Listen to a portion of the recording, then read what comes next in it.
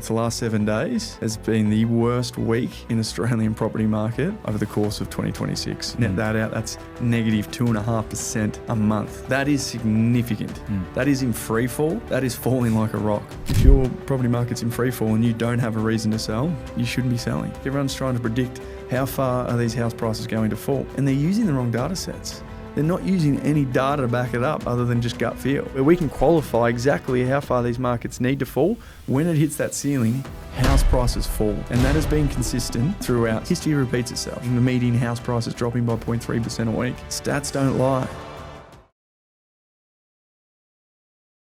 You're listening to the Follio Property Podcast. I'm Reece Beddall. I'm here each week with my co-host Lachlan Delahunty. Lachlan, big episode today. I want to talk through round the ground weekly performance on all capital cities.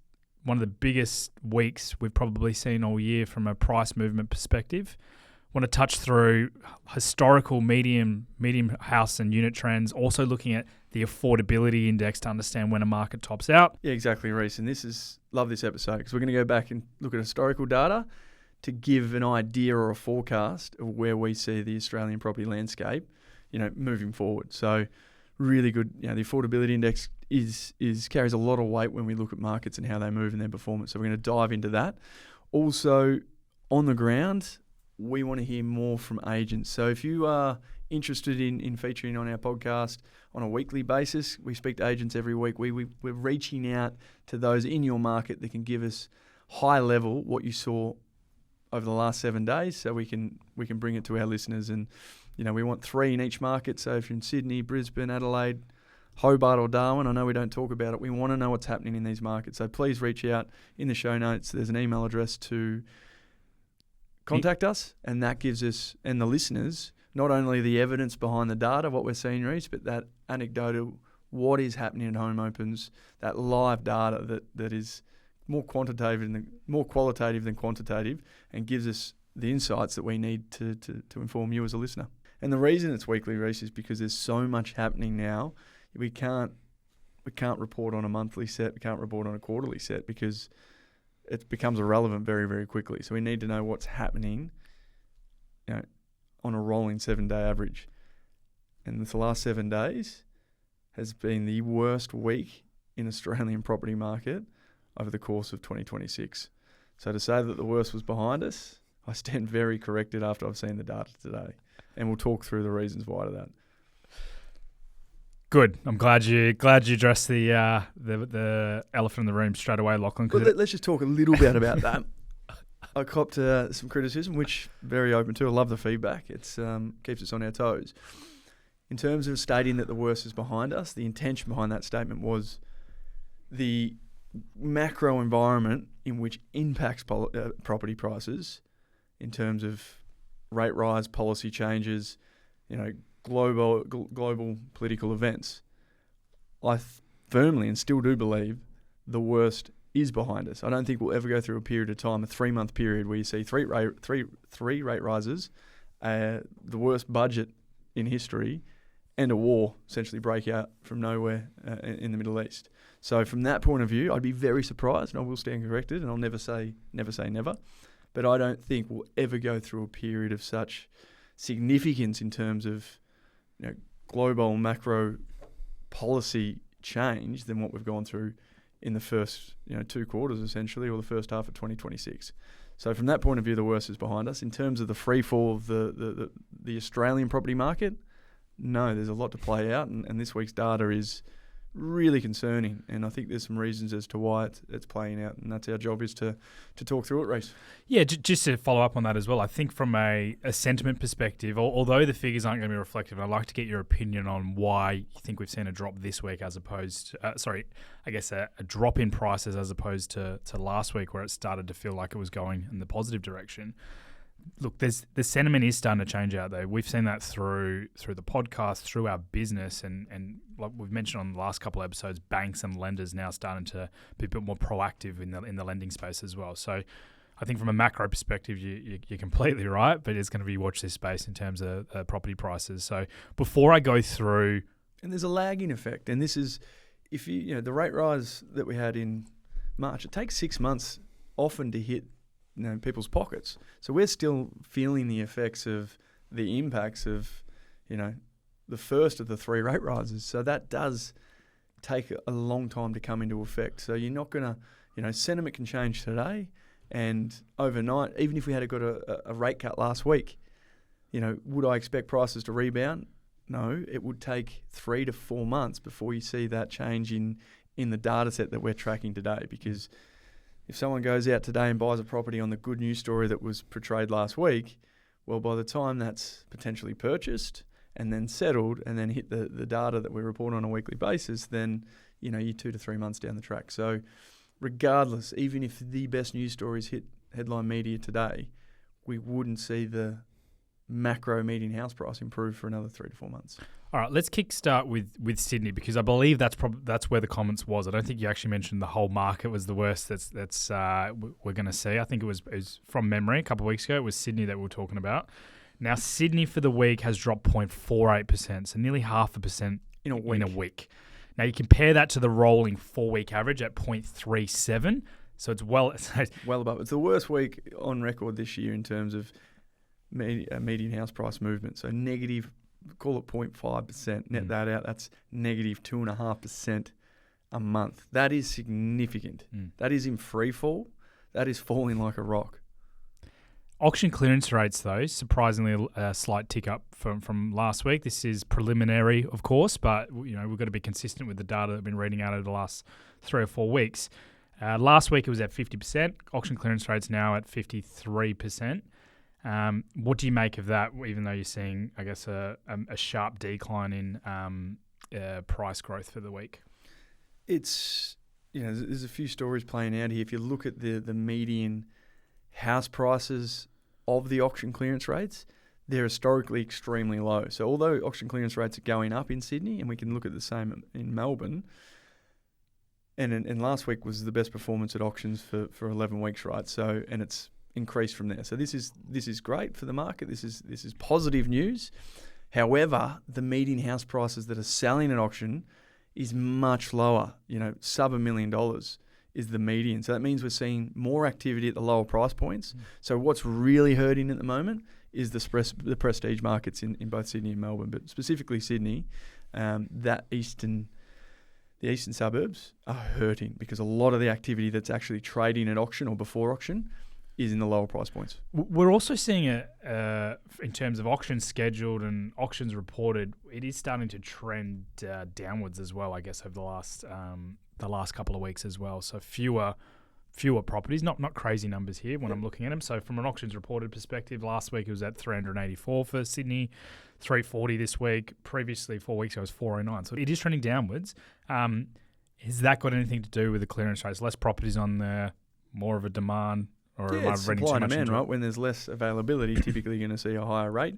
But there's a reason that there's less coming to market, because people shouldn't be selling at the moment. If your property market's in free fall and you don't have a reason to sell, real estate agents in Sydney will hate that, but you shouldn't be selling.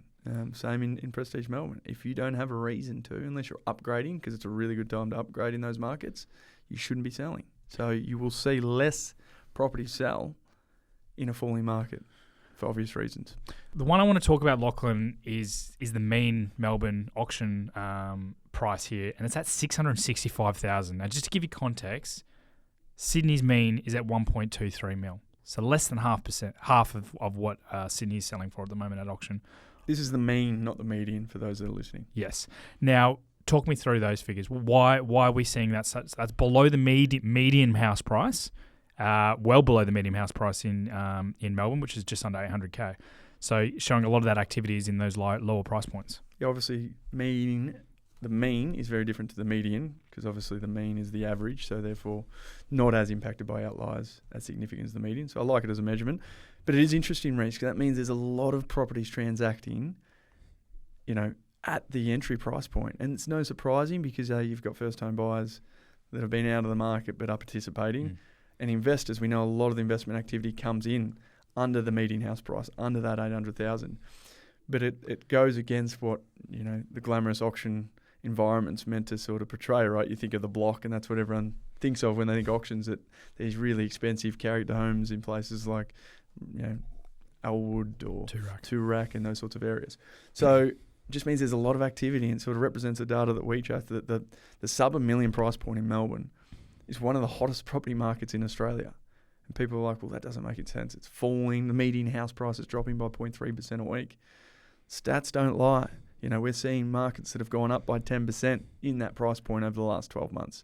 So you won't get a property market in Australia that is, more 2-speed or even 3-speed when you look at the tiers of the first quartile, second and third, than the Melbourne market right now. And all the activity we're seeing is in, the earlier price points. And for those that have been following the podcast for a while, we did a podcast on Melbourne suburbs maybe 12 months ago. We've got one. We're going to be doing a review of that in the coming weeks, where our predictions were, where they're at, and actually get your predictions on where you see, are these still the most value play suburbs in Melbourne, or has the game changed slightly now post budget? So for those that are interested in that, make sure you stay tuned for the next couple of weeks. Okay, let's talk through Brisbane, Adelaide and Perth. Now, I want to do Brisbane alone and maybe bunch Adelaide and Perth because the figures are slightly similar on those ones.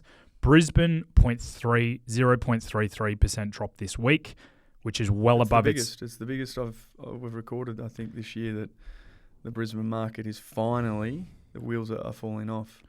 More than double its 4-week rolling average, so 0.14 and 0.71% over the last 4 weeks as well. So... Yeah.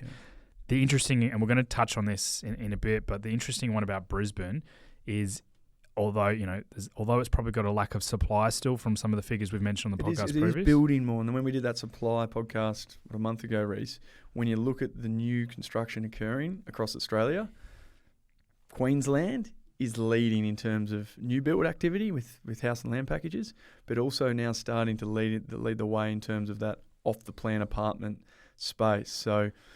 we know Brisbane can oversupply a market very, very quickly. It did that in the sort of 2017 period. Obviously, it's competing with an upcoming Olympics, so it's hard to get trades, etc. But the growth that Brisbane's had over the last decade could be the undoing in terms of developers get very confident in a market. They then try to capitalise by building more. But they might self-sabotage the market, and seeing this data come through now shows that sentiment is off in Queensland probably for the first time in a decade.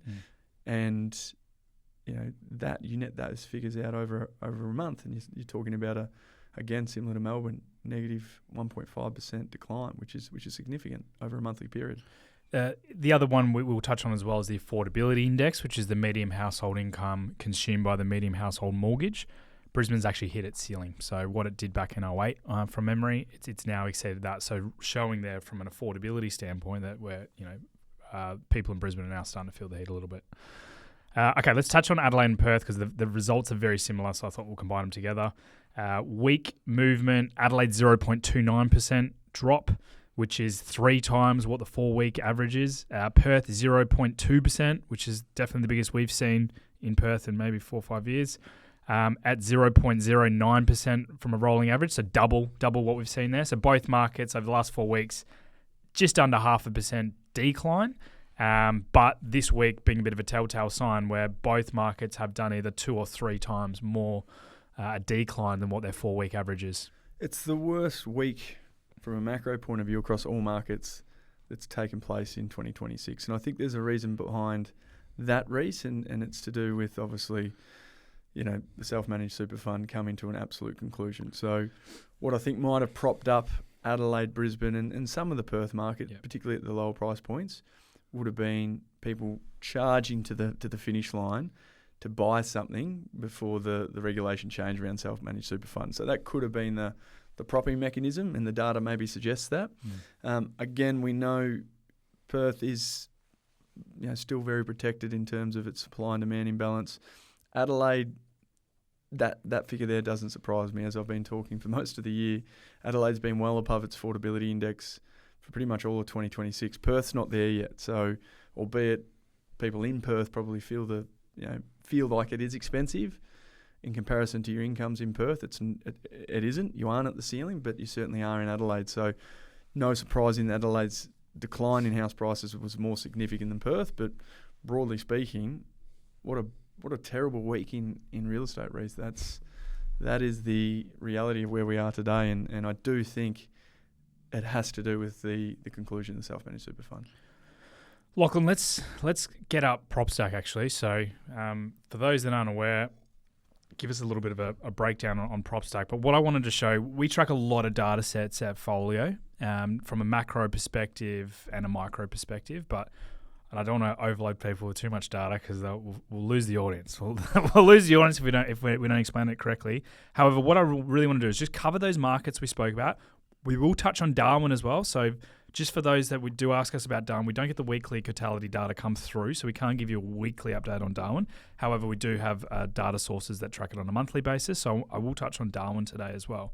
But I just want to look at house price and unit price over the last 25 years because we always want to look at the long-term averages on these and then talk through the affordability index today as well and maybe just get your commentary on why you see markets move at certain paces. Yeah, let's get into it. Okay. So PropStack summary, guys. This is, if you're not aware, this is the property warehouse, a data source that we use within our business, but now it's obviously open to the public. So if you do want access to PropStack, click the link in the show notes. This is where you can sort of manage your portfolio, but also get access to the same data that we track on a weekly basis and really gives us the information we need to make informed decisions, A, for ourselves, but B, for our clients. So let's jump into it. Okay, beautiful. So I've got Sydney up first up, Lachlan, and what I'm getting up for those that are, I'll talk this out for those that don't have the ability to be watching us right now. But this shows us the last 25 years from a house price and a unit price perspective. Now, Lachlan, talk us through these graphs so you can see them on your screen here. But you can see, for those that can't, Sydney, not the most consistent market in the country by all means, has periods of stagnation, but definitely since, after the financial crisis in 2009, it has had some steady growth and some significant growth sort of post-COVID era as well. Yeah, and if this probably shows how old I am, Reece, but when we were buying properties when I was sort of first in the industry, I was at a firm that were buying, three bedders, two bedders in Bondi for well under $1 million, $700K, $800K. And I thought that was very expensive back then. And obviously since the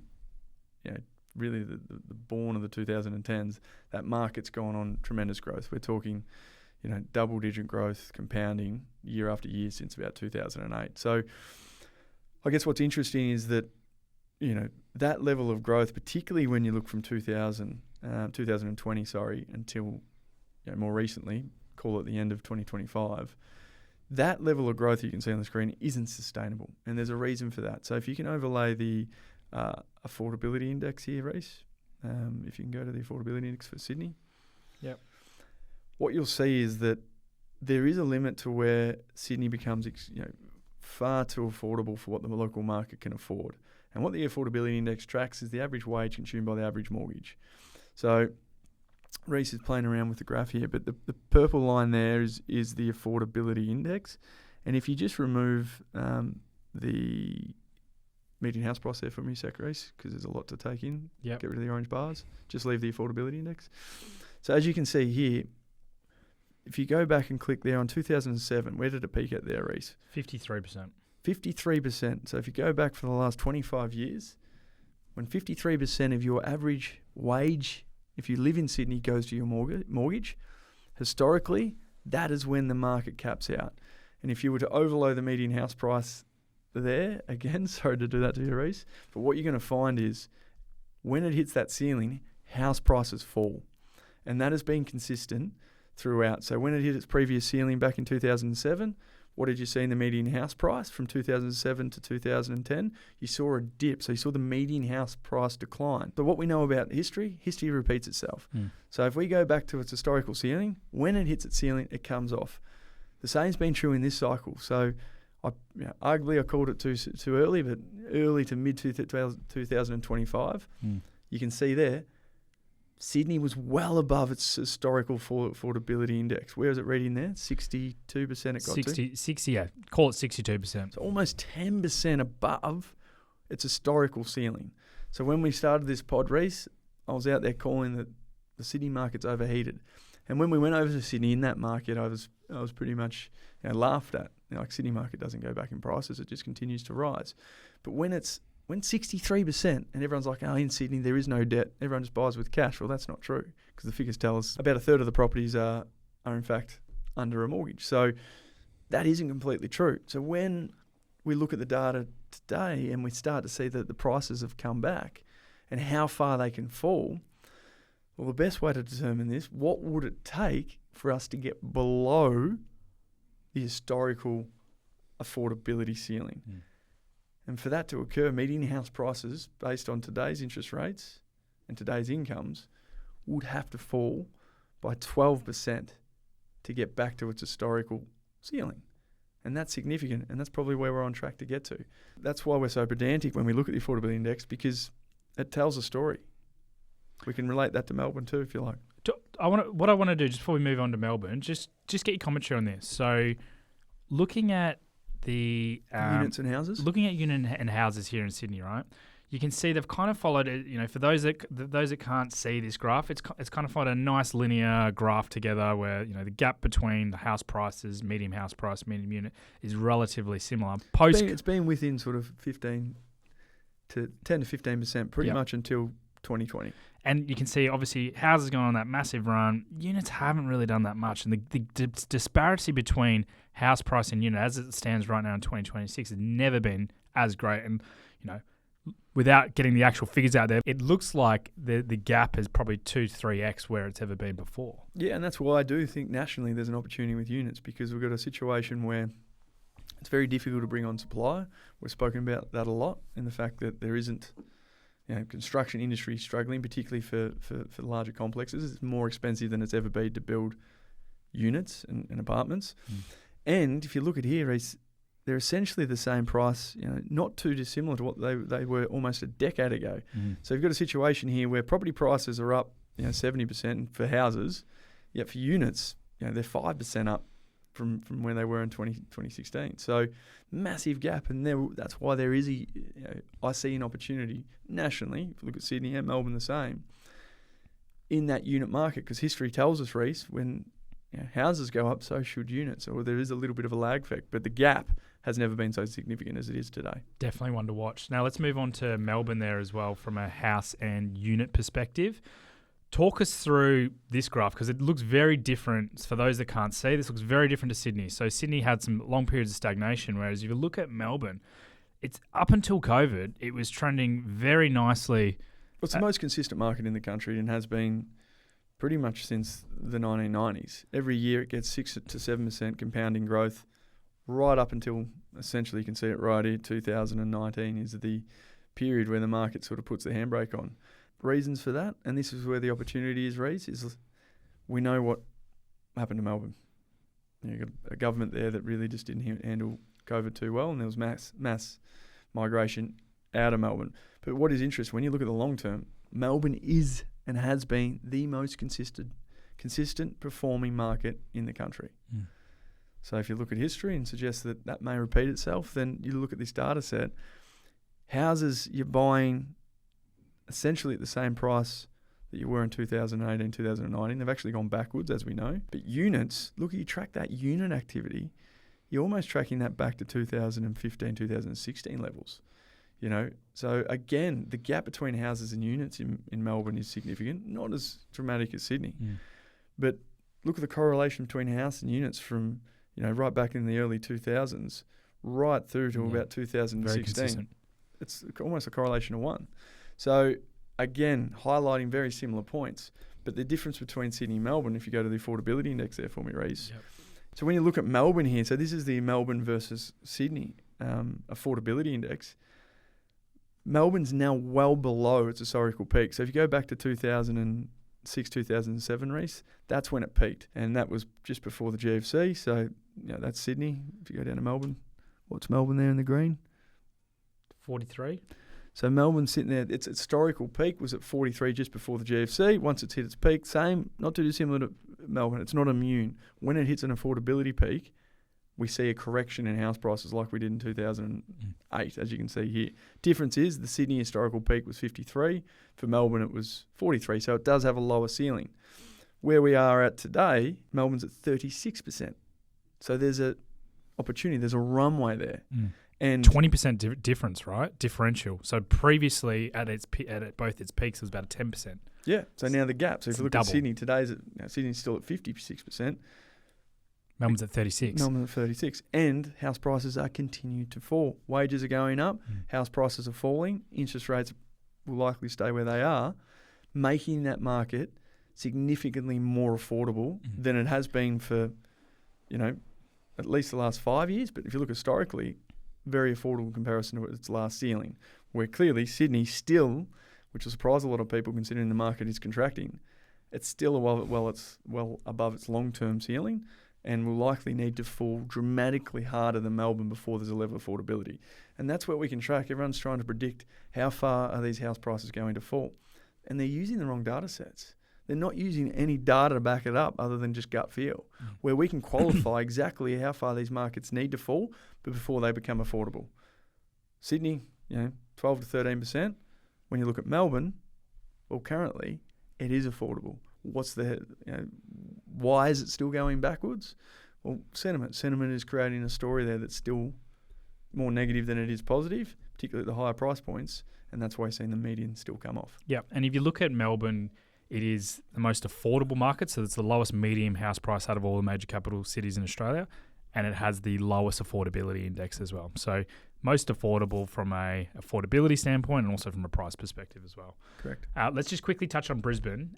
They were the two key. We'll go throw in Brisbane, Adelaide and Perth affordability indexes just so we can hit those three as well. For those that can't see, we've got, and this is actually fascinating how similar these graphs actually look, but I've got the Brisbane affordability index, I've got the Perth affordability index, and I've got the Adelaide affordability index.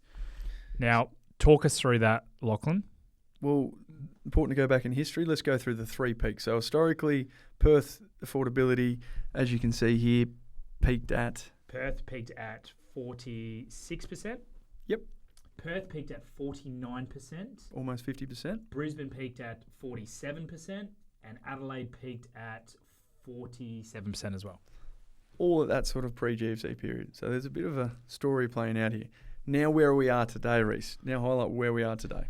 So now where we are today, you have Brisbane at its affordability ceiling. Yep. So bang on where it was, 47%. It's hit its ceiling. Perth is at 40%, and Adelaide's at 48%. So it's gone past its affordability ceiling. Exactly. So there's no surprise that the weekly figures are identical to the historical data from the affordability ceiling. So what markets are past its affordability ceiling? Sydney, the most significant, correlates. The most significant falls currently in the market. Adelaide, past its affordability ceiling, significant falls, particularly in the last 7 days as we just went through. And then you've got the other markets, Brisbane at its affordability ceiling, and Melbourne is the exception. Obviously, it's still got some runway and still the most affordable capital. But there's another reason probably to support the Perth argument of why it's not hurting like every other market is in Australia, or to the same level. It's because supply and demand imbalance, but also it is still a long way from its affordability ceiling, which I think will surprise a lot of people that live in Perth that are saying, Perth is tapped out at the top of the cycle. Well, still hasn't hit its affordability ceiling. So I would have to disagree with that. I just want to compare Perth and Brisbane from a house price perspective, and because the data looks fascinating. I just want to get your opinion on that and where you see that going moving forward. So if I change Brisbane to that. Now, this is, for those that can't see, this is over the last 25 years. This is the house price movement, and it's fascinating where they're basically neck and neck.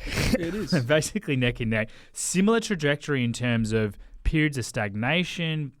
You can see here, Perth probably had the longest period of stagnation with the yellow line there back in 2012 area, but Brisbane was roughly the same. It had a really strong stagnation period, right up until about 2018, and that was because of the oversupply in the market. And both these markets as well. Sorry to cut you off before you get into it, Lachlan. Both of these markets we spoke about on a podcast in the last 2 weeks are undersupplied.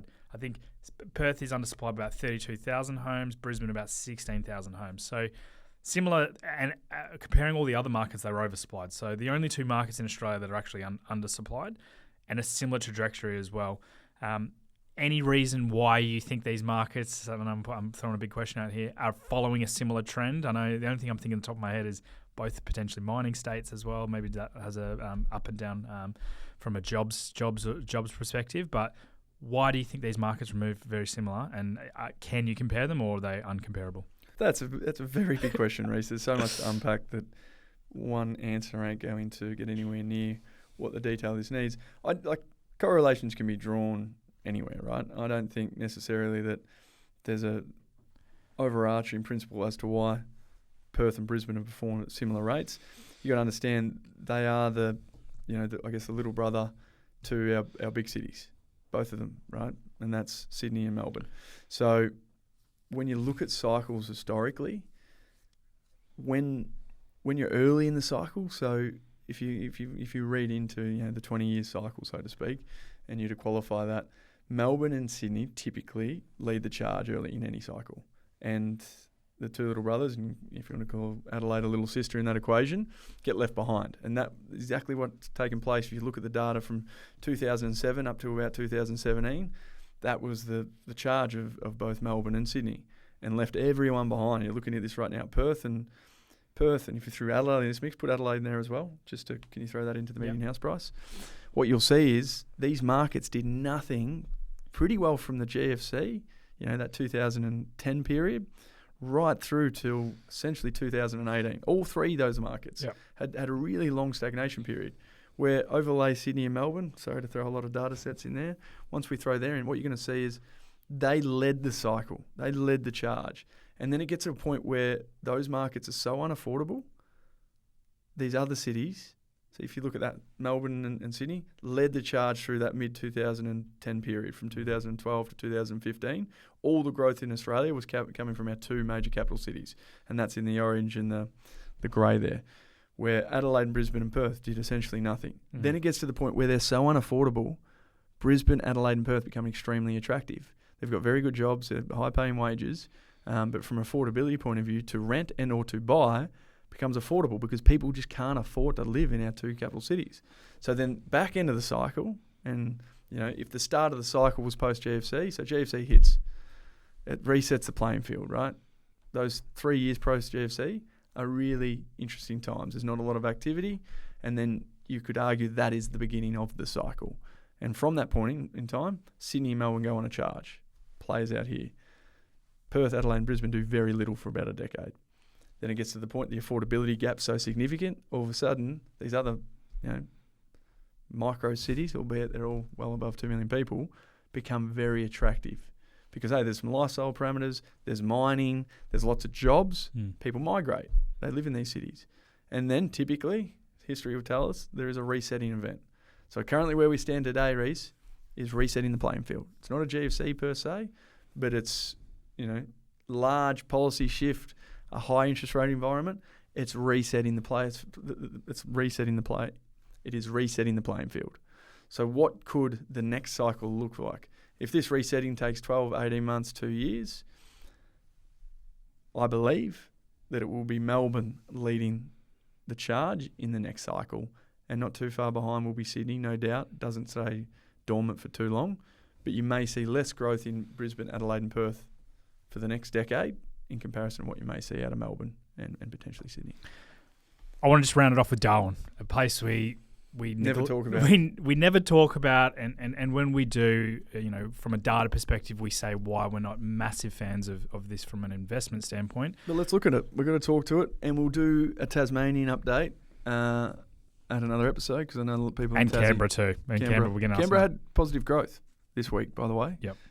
Canberra actually was probably the best performing market in the last 7 days across Australia. But anyway, we'll talk to that in the next episode. Okay, let's talk through. So what the graph I've got for those that are just listening. This is the median house price in Darwin and the median unit price over the last 25 years. And the big difference in this graph compared to all the other graphs is it is very choppy. I've actually broken this down to frequency monthly just to kind of show how choppy it actually is compared to some of these other markets. Volatile. But yeah, talk us through, Lachlan. It's had some periods of some sharp increase, some stagnation, and some sharp declines as well. And I think that's probably the biggest difference about some of the other capital cities when they do go on a negative growth. It's a stagnation period, not a housing Correct. decline. Where it is extremely volatile, and probably why we don't talk to it a lot. A, because it is so volatile. Any forecasting is very dangerous in these markets because we know it's a transient population. The data tells us. One of our another podcast is talking about it's the highest. I think the quote was it's got the highest incomes any market in Australia, which is a complete lie. It doesn't. We know Canberra does, and second to that's WA. Then Darwin's in the conversation, and you're saying it's very positive in terms of migration. It's not. Interstate migration is negative. So it's just an interesting market full of volatility. If you really time it right, and you can get in, get out. You'll make some small returns, but understand that this is the problem with property, right? You've got stamp duty, taxes, entry costs, exit costs. You can't cheat the market. You can't go in for 12 to 18 months, get in, get out, and expect to make, any meaningful returns because you pay it all out in fees. So that's why I just don't see Darwin as a good place to invest because, okay, if you get stuck holding a dud asset, similar to these regionals, these macro regionals, like your Gladstone examples, it's a bigger version of a mining town because when it falls, it's not that you'll sell it at a loss. You can't sell it. And no one wants to catch a falling knife. Darwin does that essentially every 3 years. So we're talking about Melbourne and Sydney going through a stagnation period. First stagnation period for Sydney in 15 years. Look at this. That's halved in price. This is So 2014 to 2020. So in 6 years, if you bought in 2014, you 50%. That's dropped more than 50%. Yeah, which means you need 100% growth to get back to square one. So that's not a market that I want to invest with any level of confidence. It is going well at the moment, and we know why it's going well. It's getting a lot of commentary from a lot of buyers agents because it's affordable, and they're putting a really good story around why Darwin's a good place to invest. So if you're looking for a quick win, Darwin's maybe a place for you, but I would be very cautious, and I wouldn't want it making up any more than 10% of your portfolio. I think it's going to do well and probably be the best performing market over the next 12 months, but you are one major project from shutting down from this market to going through its next phase of its downturn. So if you want a short-term sugar hit, Darwin's a place for you. If you're looking for more meaningful capital growth, then I would avoid it. Thanks for the analysis there, Lachlan. So for those listening, viewing, we've got all this through our portal PropStack. So there's a link in the show notes if you want to get access to PropStack. Let us know what other data sets or other areas you want us to be talking about. So this Monday episode where we're breaking down the week's figures, we want to start highlighting some data sets from a macro perspective, like we've just done here from a house and unit and affordability perspective, but we can also look at supply, demand, sentiment, micro data such as suburb data as well. So looking forward to probably bringing this more to light over the coming months. But please leave your feedback. What do you want to hear us talk about? But you've been listening to the Follio Property Podcast.